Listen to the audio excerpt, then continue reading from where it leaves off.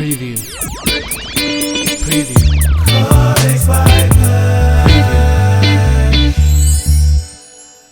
Hey everybody, this is Perch. A couple of you have asked, hey, I want to ask a question and have a video made out of it. How do I do that? Well, it's easy. Just email. The email link is in the description to this video, every video. And since I'm putting out 50 a day, they're all over the place. You can easily get to that email link, and you send it in, and then you wait 6 months, and I answer it. That's the awesome progress that we're making here. Now, hot news. There is, I don't know, hot news. Anyway. Somebody has worked with me and pointed me to a cool little piece of technology very similar to StreamYard that actually has what I've been looking for, which is a call-in function where you could literally call in. It's got like an 800 number and be placed in a queue and then ask your questions on the air like a radio show. So I'm excited about this. I'm ready for it. So we're going to give that a shot here at some point in the near future and see how many people absolutely make me regret that decision. So looking forward to that. Anyway, here's a fun little mail, a bunch of kind of pieces here. All right, I love this headline, by the way. Stop pretending Comicsgate has no alt-right agenda is the headline of this email. Now to spoilers, there's actually nothing in the email that gets into any of this, but there you go. I like what you're doing there. I approve. That's the right way to do it. You hook them with crazy things, and then you put it in there. And so right now, it's people like that. That's not crazy. That's trtrue. Look, debate in the comments. Look, Jesus Christ, why did I get myself into this stuff? Anyway, this mail goes, howdy, Perch. And then I like an opening to satisfy Mumbles. Here you go, Mumble. You were a part of the show as much as me, if not more.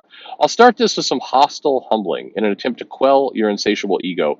Will you please stop thinking you're actually a big deal just because you regularly speak with prominent creators? We get it. You're on good terms with Sean Gordon Murphy and others. Now please stop bragging and shut up about it. That is fair. It's weird. I hear things from creators from time to time. See, I'm doing it again. And I'll say I hear something from somebody, and people are like, name names. And then I start naming names, and then that sounds kind of douchey. But I don't know. It's a work in progress. Anyway, by the way, my wife does a terrific job of humbling me on a daily, if not hourly basis. So you guys, don't worry. We got it covered. Anyway. So the actual question goes, tangential opening and incinerate title inside. I hope you had a nice Super Bowl weekend with your family. Go Pats. How dare you, sir? How dare you? Okay. My question for you today stems from recently catching up on the 2021 translations of Battle Angel. All right. Specifically, halfway through Volume 3, after the Motorball storyline, I noticed something odd about the pacing. About 3 chapters are dedicated to the return of Zappin and his motivations for revenge against Gali, a significant part being the accidental murder of his girlfriend Sarah, which he blames Gali for. However, the entire storyline is quickly wrapped up in under 50 pages with no exploration of Zappin's relationship to Sarah, much less any real character development for her either. While I may view Sarah's role as very utilitarian, I'm not upset by the lack of character development for what is functionally a prop. You might say they put her in a refrigerator. Huh? No? Okay. I have to try, right? Let's get that sponsorship money from Gail. Anyway, this leads me to a question. If writers actually need to dedicate so much effort in what is ultimately a superfluous material to the overall plot, is this something that only capable writers can handle, or perhaps it's a difference of culture given the tight schedule in which a single manga chapter is produced? We're looking forward to hearing you stumble your way through this, Perch, unlike some people. And here's where I ramble. Thank you. I appreciate you putting in those notes for me. Now, see, now I just have dead air. I think there's a bunch of things going on. First, the format. Because of the speed at which manga chapters come out and how quickly they get shipped, pacing often gets wonky.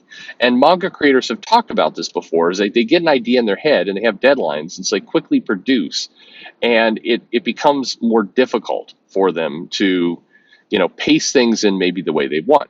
Rumiko Takahashi used to talk about doing having to write a big outline for herself, and that being one of the more challenging parts of doing manga, because she'll get in kind of the zone of doing a particular storyline, a particular moment, and then the deadlines hit, and she finds herself kind of staying in one story beat too long, and the schedule just keeps rolling. So providing a bigger outline and a bigger story structure is helpful. But I think, as she pointed out, then you start to lose some of the ability of getting fan feedback and incorporating it into your comic or into your manga. If your fans really love a certain character, a certain thing, but you've got yourself stuck to a strict outline, it becomes a challenge. So anyway, she didn't, as I recall in the interview, she wasn't saying it like complaining about how hard it was or anything like that. Just kind of discussing how there's a lot of different pieces to how it all works, and sometimes you do good on one side and it actually takes away from another side, and so it's a hard balance to achieve, was the point she's making. And I think that's a lot of what you see going on in manga. I don't think that is the same in the West, but certainly in manga, because of the speed of pacing and because of how these material come out, and you're also writing short bits at a time. So sometimes when you're writing an emotional story beat or something that needs to have an emotional impact, it takes more panels because you're wanting to kind of draw out the moment. You're wanting to provide dramatic tension. And in manga or in a comic book, you're going to do that through panel placement and through kind of letting things pause. I've heard from many comic artists who say, when they're drawing a battle, an actual fight, they struggle to, have a battle go on for lots of pages. Now, clearly, Ryan Otley does not have this problem with Invincible, and I think a lot of people can learn how to, render fights from him and from Kirkman. But in general, fights, both for the writer and the artist, tend to be trickier in how you pull them together. They don't tend to exhaust a lot of panels. If you draw one panel of somebody punching one way, one panel drawing another way, I mean, eventually you're just drawing a lot of destruction. Whereas if it's an emotional beat or a flashback or something like that, you're doing a lot more of, like, again, reactions, or somebody has to say something and then you have to show the reaction, maybe showing the reaction to that reaction. So it pads it out, I guess, is my point. So I think these are all factors in what's going on.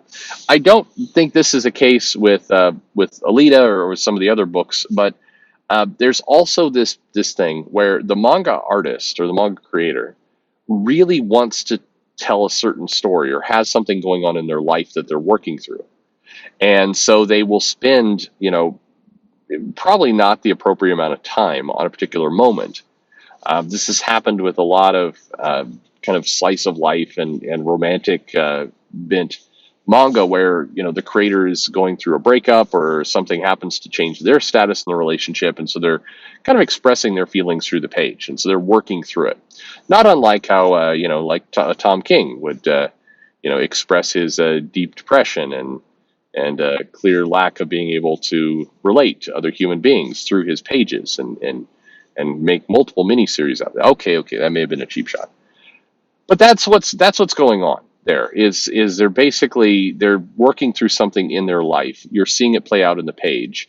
And, you may say, but sir, this is My Hero Academia. Why are we spending, 12 chapters on this subplot of a character who's in a relationship where it doesn't really matter, and then you seem to forget about it right away? It's well, because, the comic is an expression of what's going on in their life. It is part of their past, their story, the way they're feeling at the time.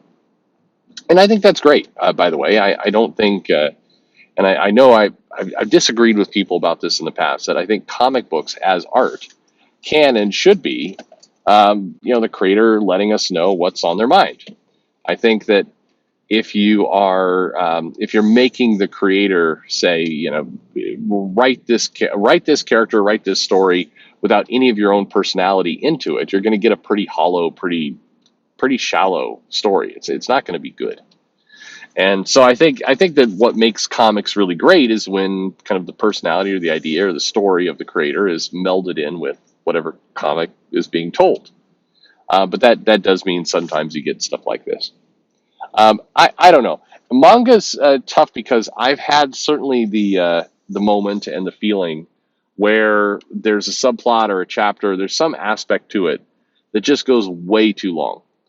Seen it in One Piece, the introduction of Chopper and kind of the entire, the wanting to be a doctor and the relationship with the guy who wants to have it, have the rose blossom, the that not rose, a cherry blossom, sorry, cherry blossom tree in this land of snow, and it would be a lift. And I mean, they'd spent so many. I mean, they showed it, and the comic just kept going and going, and it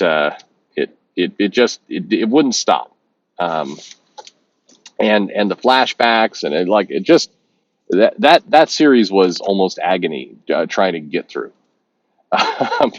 But in the end, when you read these things all at once, I tend to appreciate kind of the different, the different ways the story can go.